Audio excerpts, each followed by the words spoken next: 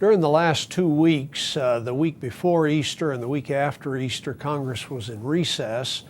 And so I had a chance to do a couple of important things. First, I was able to travel to Brussels, where the European Union is housed or situated, to talk to them about the new cap and trade legislation that they've adopted in Europe, and to try to understand what their experience with that tells us about what we ought to do in this country with regard to greenhouse gas emissions and cap and trade legislation. I was able to spend 3 days both in Brussels and in Berlin, and then come back to New Mexico for about 10 days of the 2-week recess. The time I was in New Mexico I thought was very useful. We had Secretary Chu visit in Albuquerque at Sandia National Laboratory the Friday before Christmas, before Easter on Good Friday.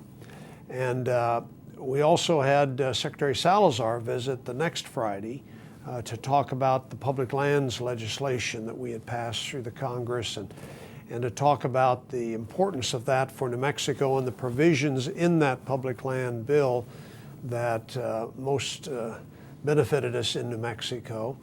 I was also able to travel to the border and got the chance to cross the border to visit a brand new manufacturing facility that has been established there by a Taiwanese manufacturer right south of Santa Teresa.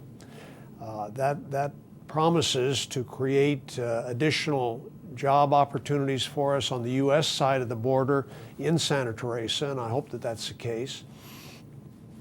I also was able to go to Hobbs and there attend and give a talk to the Renewable Energy Policy Conference that was sponsored there by New Mexico Institute of Mining and Technology. I think it was a very useful conference. The rest of the time I was in Albuquerque and Santa Fe primarily, meeting with people and getting a chance to get updated on a lot of activities going on in the state.